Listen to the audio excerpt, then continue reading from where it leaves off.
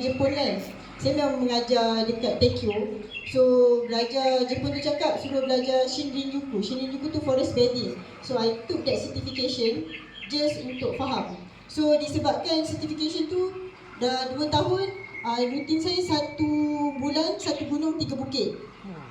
So sebelum kita nak regulate orang, kita sendiri kena regulate diri sendiri. So we have to be the demonstration of calmness lah. So bila kita pergi, rupa-rupanya untuk kanak-kanak tak ada. So untuk anak-anak pergi panjat bukit kat gunung, so parents dia akan bawa anak-anak kat sini, dia akan regulate lah. So kat sini tempat orang dewasa, postpartum depression. Untuk pengetahuan, dah 9 tahun Bukit Roti Maria train usahawan bakery daripada dalam rumah. Sekarang majoriti diorang lagi kaya daripada kita, ada kilang roti. Kita biasa je, kita memang maintain lifestyle macam ni sebab selesa macam ni. Tak extravaganza sangat. So ini adalah antara stakeholder yang ada bersama Roti Maria sepanjang 30 tahun lah. Ada lagi satu SME Corp dan banyak lagi. Dan kat sini juga tempat pesakit-pesakit mental, dia training roti. Kalau menu dekat Bukit Roti Maria ni ada menu, sebab kita serve sebenarnya adalah F&B, ni business. Tapi menu yang orang dapat forest bathing, water therapy, hiking spots. Ada 7 ke 8 hiking spots untuk babies and toddlers. Warga emas, kalau dulu-dulu warga emas dekat US dan UK, bila dia depression, so dia kena bawa pergi rumah anak yatim, main-main dengan anak yatim sebab nak awaken the inner child. But hari ni, kalau dekat Bukit Roti Maria, orang datang tengok budak-budak main, so dia dah awaken the inner child. Sama macam kita juga lah, kita pun dewasa kena awaken the inner child just untuk slow down life. So ini menu utama adalah artisan pizza. Ni kitchen adik lelaki saya, Chef Fahmi. Ni kitchen adik perempuan saya yang dalam pantang. Tapi sekarang saya cover lah kitchen dia, cakes and pastry. Ni makanan Melayu Jawa. So makanan Melayu Jawa ni. Lepas tu artisan pizza ni kitchen ayah.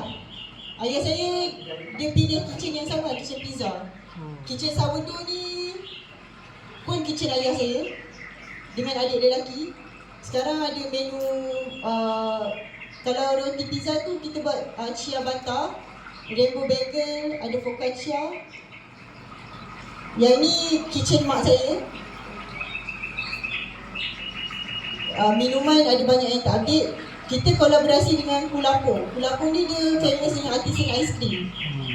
Aiskrim Kulapo. So yang ni tak guna gula putih langsung.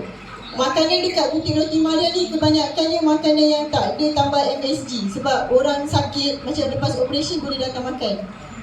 Lepas tu orang tua boleh datang makan. Sebab tu kalau orang cakap, kenapa mi kari dia tak masin sangat? Sebab memang makanan tu, adik perempuan saya ni PhD in Culinary Education. So kepakaran dia adalah food innovation. Dia memang inovasikan makanan tu sesuai untuk baby, toddlers dan warga emas. Jadi kalau katakan orang yang biasa makan Ajinomoto, dia akan cakap nak garam, dia akan request lah kat tu. So itu sahaja presentation daripada saya. Kalau nak tengok lebih lanjut, boleh pergi dekat website Bukit Roti Maria. So dalam Bukit Roti Maria nanti saya akan bawa kawasan tepi sungai, ada 50 meja. Dulu kita pakai meja, tapi lepas involvement of psychologists and experts, so meja tu kita tukar jadi meja terapi. So ada 50 meja, maksudnya dekat Bukit Roti Maria ni dia akan pukul 11 sampai 2 petang satu trip. Satu trip maksimum 250 orang. Petang 2.30 sampai 5.30 petang trip kedua.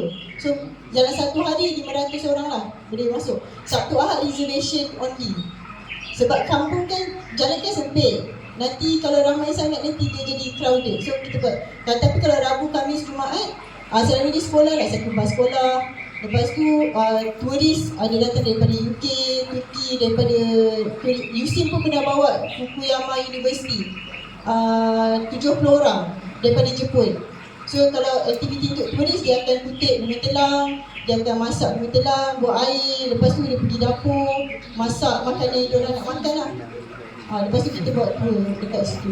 So itu saja daripada saya. Nanti boleh pakai kasut balik, kita masuk dekat entrance. Saya bawa pergi dapur dulu. Lepas tu kita pergi terus ke tepi sungai, minum-minum. Lepas tu kalau ada apa-apa soalan nak tanya dekat tepi sungai lah. Okay? Alright, terima kasih. So boleh pakai kasut, saya sambut dekat